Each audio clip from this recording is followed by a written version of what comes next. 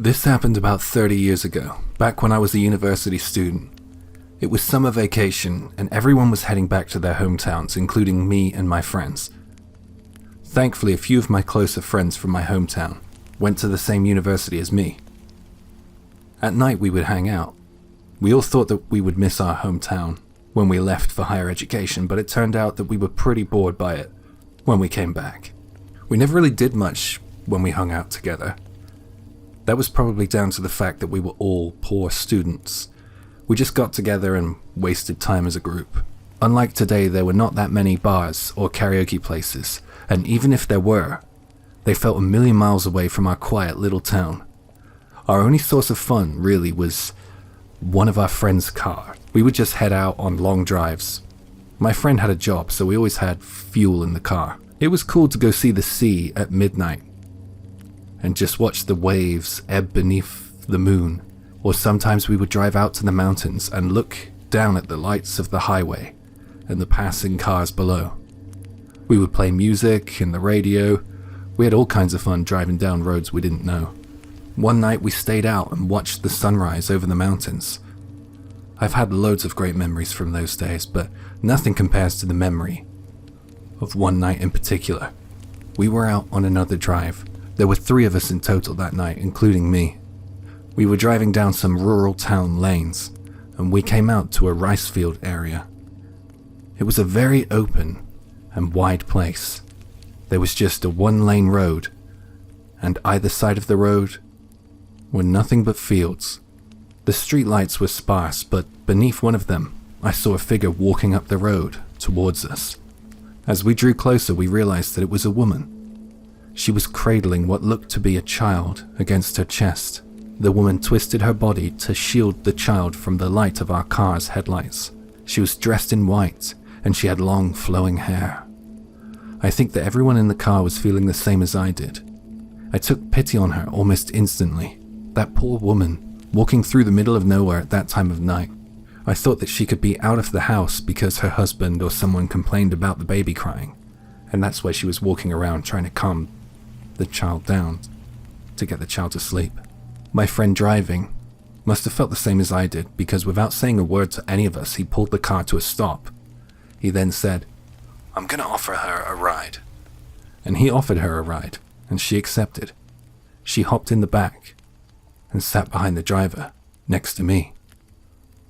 I opened the door for her, since her hands were occupied. One of my friends asked where she was going, and she just replied, "Just go straight, please." It was quiet in the car, a little awkward actually.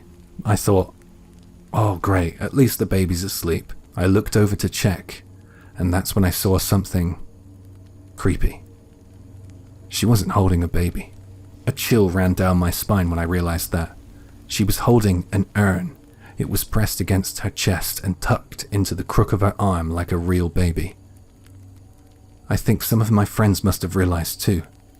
The car was silent. We just kept going, straight, into the dark. "Just go straight, please," is what she asked us to do, and that's what we did. I don't think any of us wanted to break the silence. I don't think we could have.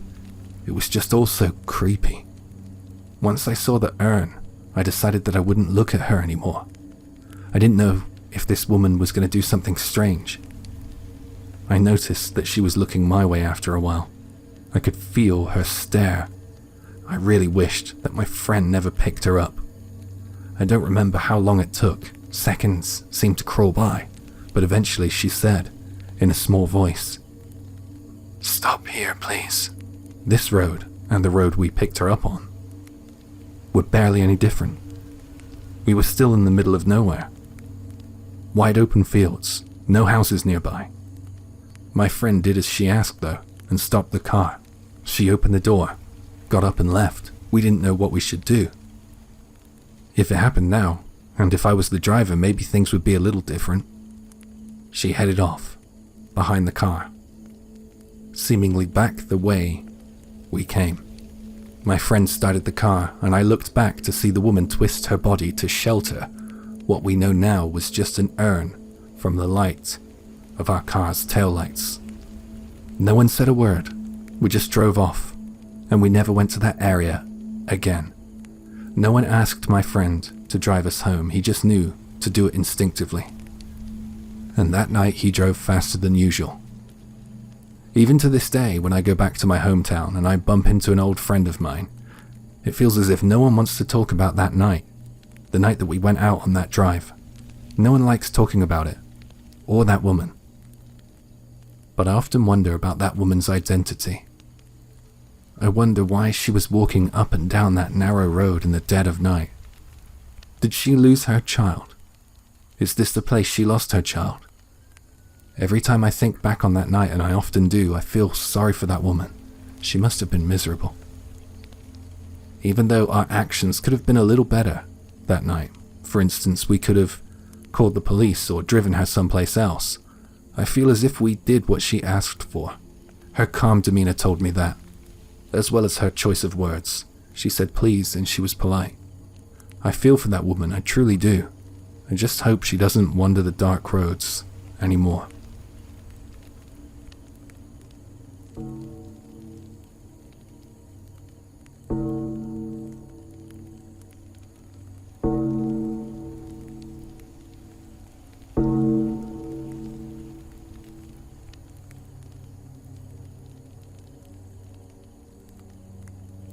This happened when I was a university student. I wasn't a great student, to be honest. Well, not at first. I would often skip classes and just mess around with my friends. There was one girl at college who made me want to go in now and then, though. I didn't have the guts to ask her on a date at the time that this all took place. So I had my friend and his girlfriend invite her out with us. It was fine, because my friend and his girlfriend were mutual friends. Someone suggested we go on a drive at night. My friend and I were really into ghost hunting and stuff like that, so we would often try and find somewhere interesting to test our courage. We had heard a rumor of a place just on the outskirts of town, which was supposed to be haunted. It was this abandoned building down a dark country lane out in the woods. It used to be a high-end lodge that people could rent, as it had these great views over the lake. That's another reason we chose to go there. Could be kind of romantic at night, right? Also, we had the chance to show the girls we were brave by exploring the abandoned lodge. Rumor had it that one of the rooms inside the lodge was covered in blood spatter, so we went inside, all of us searching for that room so we could get a photo to show to our friends. Well, it turned out the legend wasn't true. It was just an abandoned building. There's the usual stuff like graffiti, broken glass, and weeds growing all over the place. Besides those things, not much out of the ordinary. We took a walk down close to the lake, but it had gotten far too dark at that point to make out anything. Had it been a full moon, it might have been a bit better. We decided to head back to the car and just drive home. I was driving that night, and my friend rode shotgun with me. The girls were in the back. The girl I was into sat behind me. Even though we didn't see anything spooky or even a decent view of the lake, we were all pretty happy with our trip out into the woods. I mean, it was pretty fun to walk around expecting to be scared. There's tension and excitement. Plus, it was kind of a date, so all those feelings were heightened. It was a nice night. We all wanted to get a drink and some snacks, and someone spotted a convenience store on the way to the abandoned lodge, so we headed there next. Before we could even get off the dirt road that we traveled down, I spotted something. On the way to that lodge, we noticed a phone booth, and when we were heading back, I noticed that there was someone stood beside the phone booth. It was a man wearing a business suit. When he saw us approaching, he began to wave one of his hands at us to indicate to stop. My friend said something to me along the lines of, "Hey, I bet that guy wants us to give him a ride." I replied by telling him that there wasn't enough space. I mean, the car was only a 4-seater, and I didn't think the girls would want the stranger sat in between them. Either way, I guess the right thing to do would be to stop and see what he needed, right? It would look pretty gentlemanlike of me to do so, and I would have looked pretty bad if we didn't stop, so I pulled the car to a stop. I already planned on telling him we couldn't give him a ride, and if he wanted, we would call him a taxi or something. The guy wandered over to us, stood with one arm on the roof of the car and one behind his back. as he leaned in to speak to me through the crack I made in the window. "Hey guys, glad you stopped. Listen, I got a puncture in my tire and don't have a phone on me, so what do you say? Can you give me a ride?" It was a guy in his late 20s, I would say, maybe early 30s. He looked honest, you know. I didn't see his bike or car anywhere, but he had a face you could trust. I was considering asking my friend to sit in the back and have this guy sit up front, and I would only give him a ride as far as the convenience store. As I was mulling this over and preparing for my reply, the girl who I had a crush on in the back seat starts going crazy, like she's screaming and kicking the chair, and then shouts at me. It totally threw me off. She shouted at me to hurry up and drive. I did exactly as she said, because I could sense the absolute terror in her voice. So we sped away, leaving the guy who wanted a ride looking puzzled and annoyed. I didn't slow down until she calmed down in the back. The car was full of sounds of fear, hyperventilation, and confusion. We parked at the convenience store. Everyone was now a little calmer, so we asked what our friend saw. "Didn't you see it?" he said. "The guy had a kitchen knife behind his back. No one goes into the woods with a knife like that." I don't know, or don't want to know, what that guy had planned for us with that knife. I don't even know why he was out there with a knife like that in the middle of the night. I do know that we had a close call that night, though. So close to letting that guy inside. He almost convinced me. After that night, we stopped going to supposed haunted places at night. We found out that humans are way more frightening.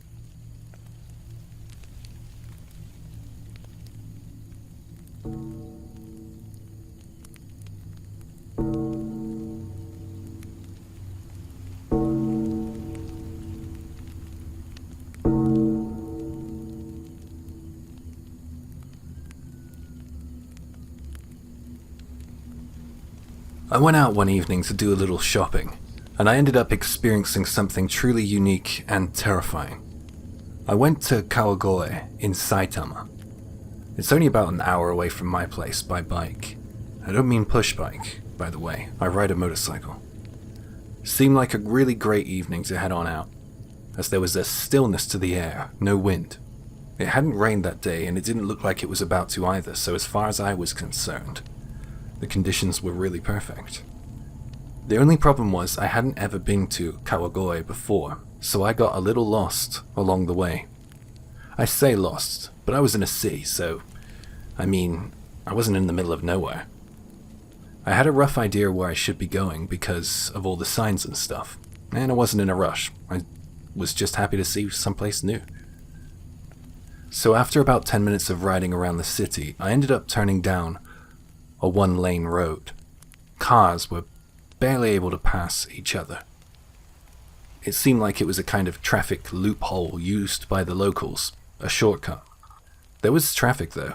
I would say there was about 10 cars ahead of me. Even though I was on a bike, I thought that there wasn't enough room to chance it by trying to skip ahead of the line. In the middle of the traffic lineup was a delivery truck. For some reason I noticed it before any of the following events took place. Anyways, the light turned green, and the traffic began to move. It seemed like the intervals between green light and amber and red were pretty short, so everyone seemed to move quite quickly. The delivery truck, however, didn't move. I was behind the truck, so I just sat there on my bike, a little confused but altogether not that interested, to be honest. The car behind me didn't honk its horn, so I thought that I wouldn't try to chase the truck driver up either. I always hate it when people honk their horns a split second after the light changes. We waited, we didn't move, and the light turned red again. I just want to say that there was space for about 4 other cars ahead of the delivery truck. What was with the holdup? I wondered if this guy was making a delivery. It was what the truck was for, but it seemed super insensitive and idiotic to leave a truck in a one-lane road. Why not just park it, on the side of the road or something? Put the hazards on, at least. I don't care if he is delivering something. I can't sit here and wait through another green light. I thought, screw this. I pulled out from behind it in an attempt to slowly overtake it. I thought I would take a look at the guy who was holding things up, or at least confirm that someone is making a delivery as I passed. I was curious. I took a look into the driver's side window. I heard myself say, "Whoa!" It came out involuntarily. I pulled my bike to a stop as the shock almost made me lose control of it. The guy was dead. I didn't even think that there would be anyone sat in the driver's seat, but there was. I was confronted with a dead body. His hands were gripping the steering wheel, and his head was lolling towards the dashboard, just next to the wheel. His face was facing my way, slightly leaning against the steering wheel. I'll never forget that. His face was white. His eyes had rolled back slightly, revealing the whites of his eyes more, tinged with red veins fighting to keep them in place. His mouth was open and his tongue lay visible in his open mouth. It slightly protruded towards me. I couldn't see any signs of trauma, any blood or bruising. His truck didn't show any damage. Whatever made him like that happened very quickly. I guessed at the time it was a heart attack. I never dreamt that I would see anything like that on the streets in real life, you know.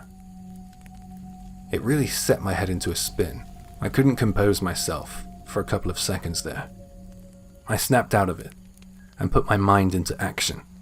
I needed to inform the drivers behind me that this guy wasn't moving anytime soon.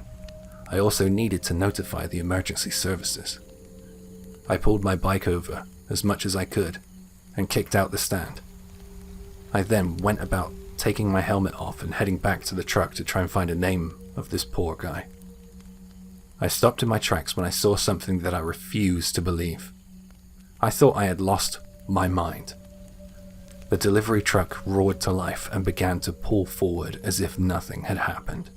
I ran towards the truck just in time to see the driver's face through the windshield. It was the driver. All of a sudden he was fine again. I didn't know what the hell this was. His expression was cheerful and full of consciousness and life. He left me stood there completely dumbfounded by the side of the road. I don't know or understand what happened there, but one thing is for certain. The fact that I cannot get that dead driver's face out of my head no matter how hard I try. I know he was dead. I refuse to believe what I saw.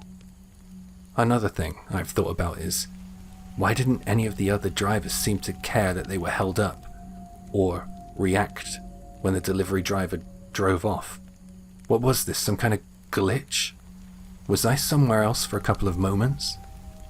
If so, I don't ever want to go back there again.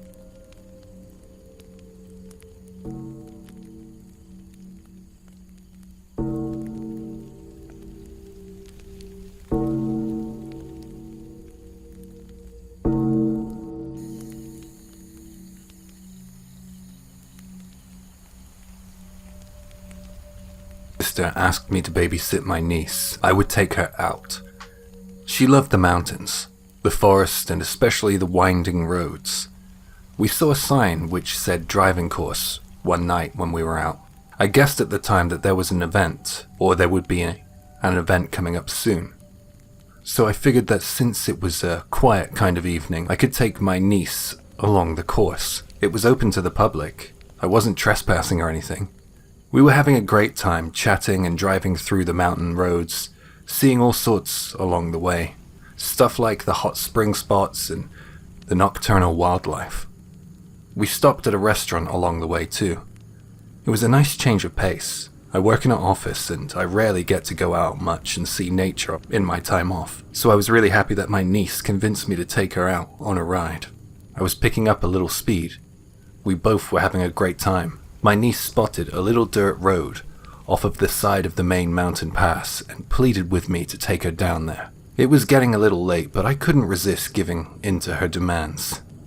I told her that after we had a little look, we would turn back and head home, and she agreed to my terms. It turned out that going off-road was a really terrible idea. We had gotten about 200 meters down the dirt road when I hit something with my front right tire. I don't know what the hell I did to my car, Maybe I bent the axle or something. It was a pretty harrowing experience to realize that I was in trouble and responsible for my niece. We were both shaken up. We hit a rock or something with enough power for it to cut the engine. To be honest, I was kind of surprised that the airbags didn't go off. Anyway, I was the adult, and I had to be calm, but to be honest, I was nervous. I'm a woman as well, and it was just me and my niece out there in the middle of nowhere. In the dark, mountainous woods, with each passing moment, it grew darker and darker. I got my phone out of my purse and went to dial my roadside rescue service, but I saw that I had no signal. I started to get vibes from horror films I watched as a teen, but I knew I had to push my fear aside for the sake of my niece. I didn't know what to do. There was no way I would be able to leave my niece in the car and walk down the mountain to the nearest building, which I guess would have been the restaurant we came from. For some reason, my niece wasn't even frightened by the situation. Perhaps she felt a little guilty. She didn't really freak out or start crying. She just handled the situation pretty maturely. I was very grateful for that. I told her we had a couple of options. We could wait here, lock the doors, and then, when there was a little bit more light, I could go off and try to get some signal to make a call. Or I could leave her in the car and try to do it while it's dark out. She didn't want to be left alone in the dark. I could have guessed that much. I tried starting the engine, of course, but I had no luck. It seemed as if we were in a really quiet area. When the wind whistled through the trees, it made me feel frightened. There are wild things in the woods, and they have the cover of darkness on their side. We were sat there for a while chatting, trying to lighten the tension, and then my niece started to yawn. I checked my phone to see what time it was, and I was shocked to see that I somehow had a bar of signal. I called roadside rescue instantly. The phone held its signal long enough for me to ask for help. I was told to sit tight, lock the doors, and wait for the recovery vehicle to arrive. I guess that we both ate quite a lot at the all-you-could-eat restaurant we went to earlier, because I was starting to feel drowsy at that point too. I closed my eyes for a while. I must have snoozed. I looked over at my niece and saw that she was fast asleep when I opened my eyes. It was colder and darker when I woke up. There were new, rustling sounds in the dark, and the wind was blowing the leaves of the trees. I was frightened. I heard some horrible noise. It sounded like a voice. It was distant, but it sounded like it was getting closer. I couldn't really tell how far away it was. It was like a screaming sound. This indescribable wail crossed with a screech. It was approaching. I knew that much. I thought that it could be my imagination making things more frightening than they were. My mother always said it was the hole in the ear that lets in the fear, that and the absence of light. I just told myself that if I just closed my eyes, whatever was frightening me would pass. The sound stopped. It sounded like it stopped right beside the car. A few agonizing seconds crawled by.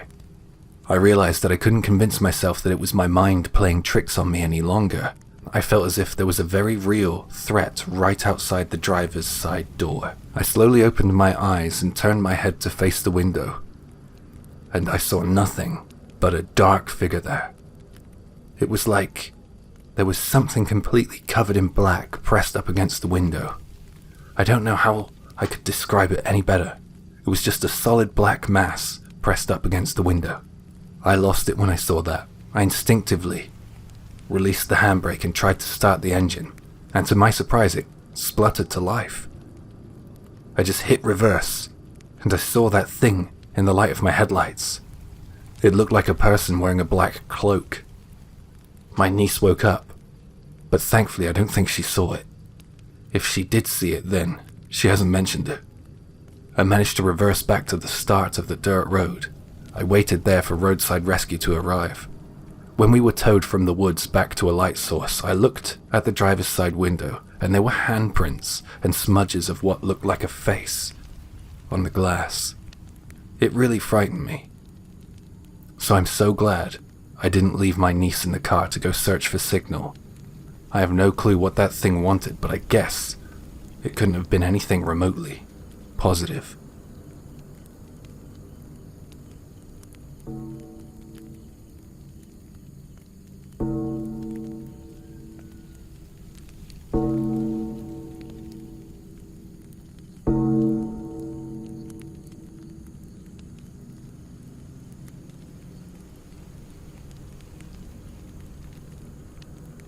This is the most terrifying experience I've ever had. It traumatized me. When I was single, my friend was adamant on setting me up on dates.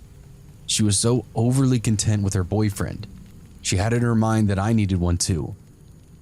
She said that her boyfriend's friend was a good-looking single guy who didn't have many friends or acquaintances since he's moved to the area, and she wanted to introduce him to me. He was a medical student for the next prefecture over. It took a little convincing, but I decided to take the plunge and meet this guy, but only on the condition that it would be all four of us and wouldn't have to meet him alone. We met up the first time only very briefly. I'm talking like 30 minutes tops. I think my friend had organized that because she knew how nervous I was about the whole thing. Well, the rush double date actually went pretty well, I have to say. It wasn't as bad as I thought it would be. So I exchanged numbers with him. We texted for a while, then arranged a second date. He was to take me on a night drive and some dinner. That struck me as a little unusual, but hey, we were both students, so it kind of made sense. We weren't made of money. He arrived in a really nice car, so my theory about keeping the date cheap went out the window. He said his parents bought it for him. They wanted him to have that kind of right look, you know? That's interesting, I thought to myself. I looked over the car to check out the interior, and I looked at the back seats and noticed something. There was some rope just sat there on the back seat. We pulled away. As we were driving, I thought to myself, there must be some kind of good reason for that rope, right? But then, another part of my mind said to me, what's a medical student need a rope for? He knew we were going on a date tonight. Why would he leave that back there? I started to get a little nervous. The conversation in the car had kind of died. It was becoming awkward. Silences weren't very pleasant. I pulled down the little flap thing, the thing that has the mirror on it, and when I pulled it down and looked into the mirror, I felt as if I was sweating. I didn't want to show this guy that I was going red if he'd done something wrong. I mean, at this point, it was just a rope in a car. I tried to think of other things, but I could not hide my discomfort. We were supposed to go to this observatory area in the mountains to look at the stars. It sounded like a great time, but all I could see was miles and miles of forest separated by the open road. We were going somewhere very discreet, it seemed. I kept being nice, gave this guy the benefit of the doubt, and after a short while, we arrived at the observation deck. So there we were, out in the darkness of nature, all alone. It seemed like all the insects in the world were out chirping. I guess that was better than the awkward silences. While I was looking up at the stars, my date said the following words. So, which option do you prefer? I leave you here alone and drive away? Or you have sex with me later? Naturally, I was shocked and stunned. I looked into his eyes because I was thinking maybe this is a really poor joke. But his demeanor told me everything I needed to know, and that he was not kidding. He stood there arrogantly, waiting for an answer. I did my best to deceive him. I needed a ride out of there. I made promises that I knew I would never bring myself to deliver. I don't really want to talk about that bit, to be honest, but all I can tell you is that he was really happy he forced me to answer that. It felt like a power thing. Once we got to the restaurant parking lot, I made up some excuse to go over to the convenience store. Then, I made it out like I was sick, then went into some detail which I knew would put him off. Thankfully, I made it home and called my friend. Told her everything, and told her boyfriend to tell that guy to never contact me again. Luckily, later in life, I was blessed with meeting a great guy, who I ended up marrying. I can't help but feel that I had a very close call all of those years ago.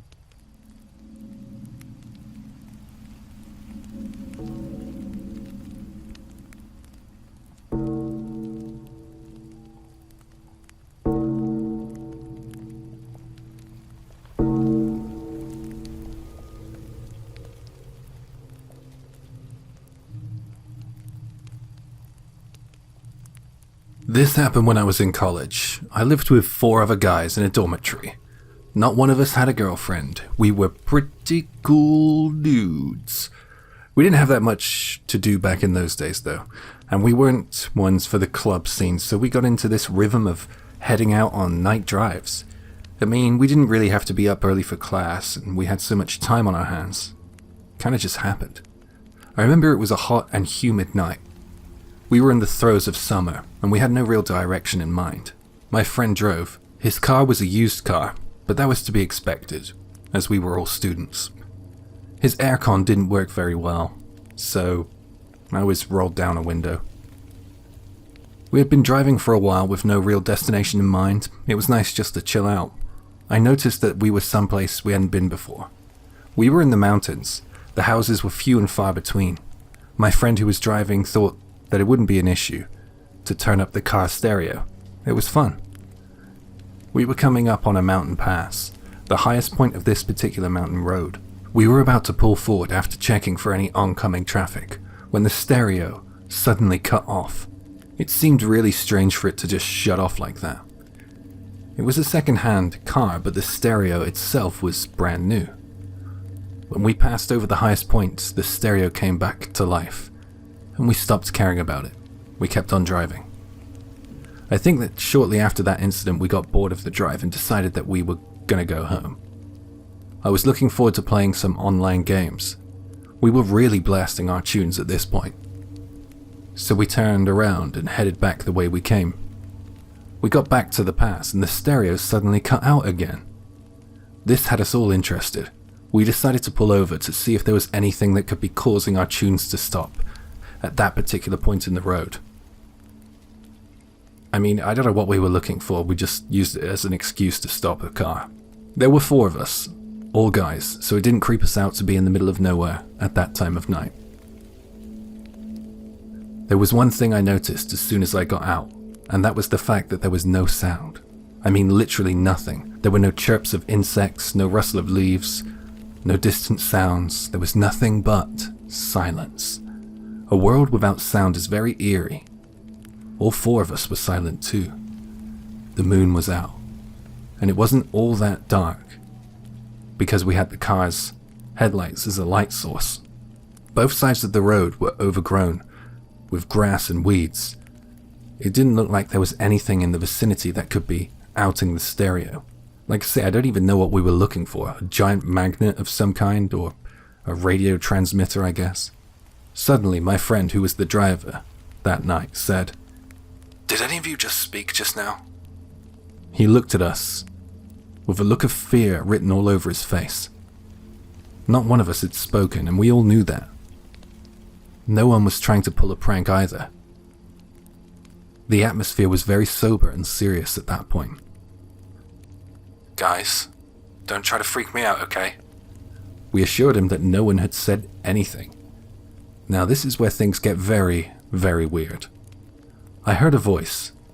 The voice did not belong to any of my friends, and I didn't hear it out loud. I heard an unknown voice inside my head. That mysterious voice said the following words in a raspy voice. "Go away." We must have heard it in our heads all at once, because the second I heard it, I saw everyone else shudder. Not all at the same time, but as if in unison. Well, not precisely in unison. From my shudder, I saw the others shudder. It was like a waterfall effect, or some kind of creepy Mexican wave. Well, I didn't need to be told twice. We dove into the car and pulled away. No one said a word, it was just understood. I didn't get a chance to play video games that night. We all hung out together after the night drive to try and collectively calm down. The voice in my head, it was horrible. And since that night, my friends vowed not to go anywhere near that total anomaly of a road. It was a great anecdote to tell at parties, but deep down we were still all creeped out by it. I'm not sure if anybody else is like this, but over time, my fear gradually turned into curiosity. I wondered what would happen if I went back. I mean, we only experienced it in one car. It could have been circuitry issues or something. Were we just overreacting to that one auditory hallucination? What would happen if I went back? I decided to go back before graduation. I figured that I wouldn't get another chance if I didn't. It was February when I went back, the end of February, so it wasn't super cold. I left for the mountain pass in my car during the day, as it would be too creepy to go back at night. Alone. I approached the pass without my stereo playing, and I pulled over because I spotted something. There was a faded wooden sign jutting out of the grass beside the road. I kneeled down to take a closer look. The sign must have been hidden during the summer due to the growth of weeds and grass. On the decaying wooden sign there were some faded letters painted in blue. I'll tell you what the sign said. It was only partially legible, so when I say X, that's the stuff I couldn't read, okay? Here's what the sign said. Here lies XXX. XXXET, please, it's sleeping. Next to the sign was a large stone, which had been decorated with weird symbols.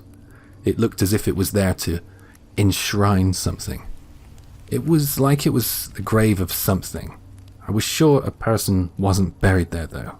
Well, I tell myself that. No name mentioned on the sign told me that too. I think I have figured out the second word, so I'll read the sign again. Here lies XXX. Quiet, please, it's sleeping. I don't know what it is, but I've bowed my head and clapped my hands together in prayer, and I apologize to whatever me and my friends might have annoyed. That's pretty much it, but in my imagination I think that whatever was buried there might have been a cursed object or something, and I was happy to heed the warning of go away, and I'll stay away.